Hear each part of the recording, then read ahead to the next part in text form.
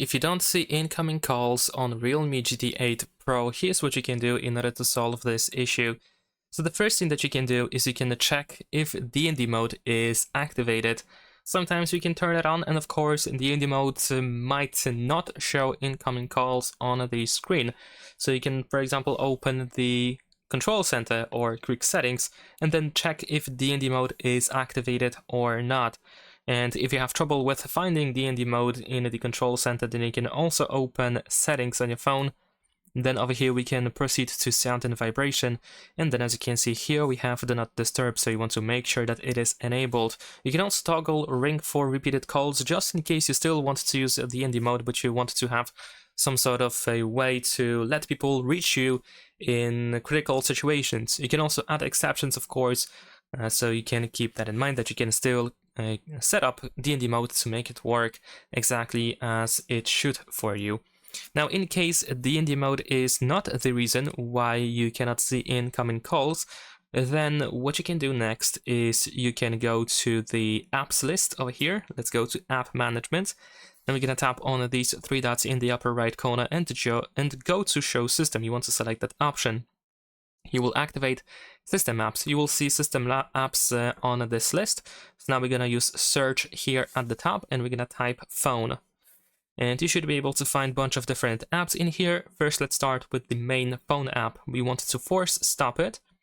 You want to go to notifications, and you want to make sure that all of these notifications are enabled. I mean, the most important ones, except for set as silent, of course, or hide notification details. So you want to make sure that ring and vibration is enabled. You can also allow in do not disturb mode, if that's what you want, of course.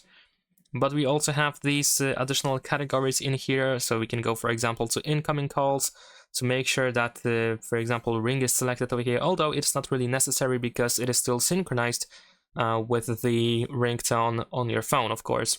But you want to make sure that all necessary notifications are enabled. They cannot be deactivated, so this really shouldn't be an issue. But in addition to that, we can go to permissions.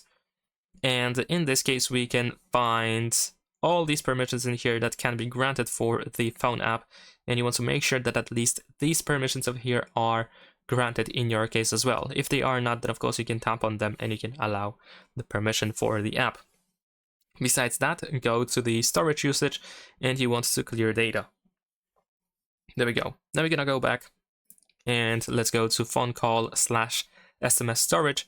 In this case, you want to open the storage usage, and if you can, then clear the data, and if not, then just clear cache. Now, besides that, we're gonna go to the phone services, go to storage usage, and you want to clear data. There we go. And if you cannot clear data, clear cache. And after that, we're gonna also type call, and let's see if there is something that we can manage in here, and the answer is yes, we have call management. So we can go to the storage usage and clear the data or cache. Alright, so once we are done with these apps, now we're gonna open the phone app. Actually, before you open the phone app, you can also restart your phone. So you can restart or reboot it, and then we can go to the phone app.